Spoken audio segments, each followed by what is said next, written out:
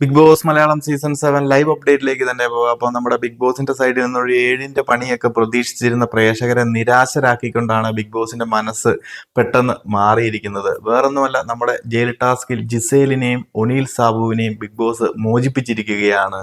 അതായത് ഇന്നലെ big boss പറഞ്ഞിരുന്നു, ടാസ്ക് പ്രോപ്പറായി ചെയ്തില്ലെന്നുണ്ടെങ്കിൽ ബിഗ് ബോസ് പറയുന്നത് പോലെ ചോദിക്കുന്ന സമയത്ത് സമയം പ്രോപ്പറായിട്ട് പറഞ്ഞില്ല എന്നുണ്ടെങ്കിൽ ലാലേട്ടൻ വരും വരെ അവര് ജയിലിനുള്ളിൽ കഴിയണമെന്ന്. അപ്പൊ ഇന്നലെ തന്നെ നമുക്ക് എല്ലാവർക്കും അറിയാം, അവരൊരു 5 മണിക്കൂർ കഴിഞ്ഞതിന് ശേഷം അവർ കിടന്നുറങ്ങി. ടാസ്ക് പിന്നെ കണ്ടിന്യൂ ചെയ്യാനൊന്നും അവര് ശ്രമിച്ചില്ല. മോർണിംഗ് ആണെന്നുണ്ടെങ്കിൽ പോലും പേരിന് എന്തൊക്കെയോ കാണിച്ച് ബിഗ് ബോസിന്റെ അടുത്ത് റിക്വസ്റ്റ് ചെയ്യുന്നതും മറ്റു കണ്ടസ്റ്റൻസിനെ വെച്ച് റിക്വസ്റ്റ് ചെയ്യുന്നതും ഒക്കെയാണ് നമ്മൾ കണ്ടത്. അപ്പൊ നമ്മൾ വിചാരിച്ചു ഈ ഒരു സീസണിൽ ബിഗ് ബോസ് ഒരു ഇടിവെട്ട് ജയിൽ ടാസ്ക് ഒക്കെ കൊണ്ടുവന്നു, 7ന്റെ പണി തന്നെ കണ്ടസ്റ്റൻസിന് കൊടുത്തിരിക്കുന്നു.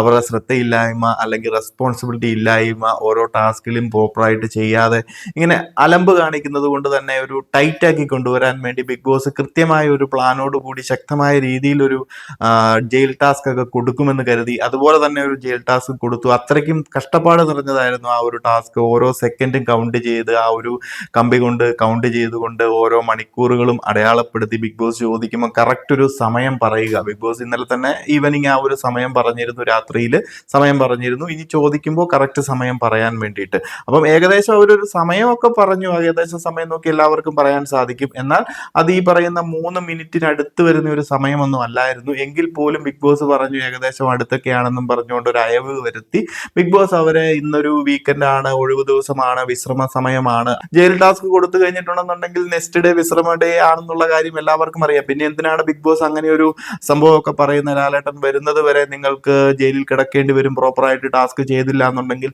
ഈ ഒരു രീതിയിൽ പോയി കഴിഞ്ഞു കഴിഞ്ഞാൽ അടുത്ത ആഴ്ചകളും എല്ലാ കണ്ടസ്റ്റൻസും ഇങ്ങനെയൊക്കെയല്ലേ വിചാരിക്കത്തുള്ളൂ. ഇനിയും ഇതുപോലെയുള്ള ലിബറൽ ആയിട്ടുള്ള ഓരോ തീരുമാനങ്ങൾ ബിഗ് ബോസിന്റെ സൈഡിൽ ഉണ്ടാകും. അതുകൊണ്ട് തന്നെ കണ്ടസ്റ്റൻസ് ഉഴപ്പി മുന്നോട്ട് പോകും. നമ്മൾ വിചാരിച്ച് നല്ല ടൈറ്റ് ആയിട്ട് കൊണ്ടുപോകും.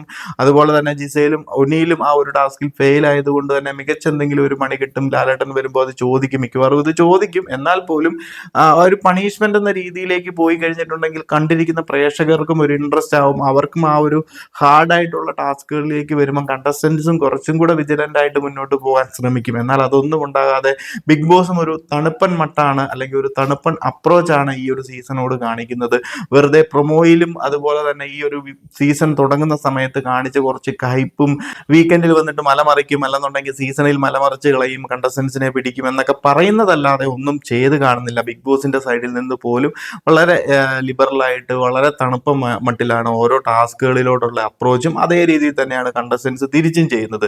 ബിഗ് ബോസ് ഒരു കൺട്രോളിലേക്ക് കൊണ്ടുവരുന്നില്ല. മൊത്തത്തിൽ ഇന്നലെ മുതൽ കൺട്രോളിലേക്ക് വരുമെന്ന് തോന്നിച്ചെങ്കിൽ പോലും വീണ്ടും ബിഗ് ബോസ് പഴയ രീതിയിലേക്ക് തന്നെ പോയിക്കൊണ്ടിരിക്കുകയാണ്. എന്താണെങ്കിലും നിങ്ങൾ പ്രേക്ഷകരുടെ അഭിപ്രായങ്ങളൊക്കെ ഒന്ന് പറയുക. ജിസേലും അതുപോലെ തന്നെ നമ്മുടെ ഒനീൽ സാബുവും ജയിൽ ടാസ്ക് കഴിഞ്ഞ് പുറത്തിറങ്ങിയിരിക്കുകയാണ്. പ്രത്യേകിച്ച് ബിഗ് ബോസ് ഒന്നും ചെയ്യാതെ അലമ്പി പോയി എന്ന് തന്നെ നമുക്ക് പറയാൻ സാധിക്കും. അപ്പോൾ കൂടുതൽ ലൈവ് അപ്ഡേറ്റുകളുമായിട്ട് മറ്റൊരു വീഡിയോയിൽ കാണാം.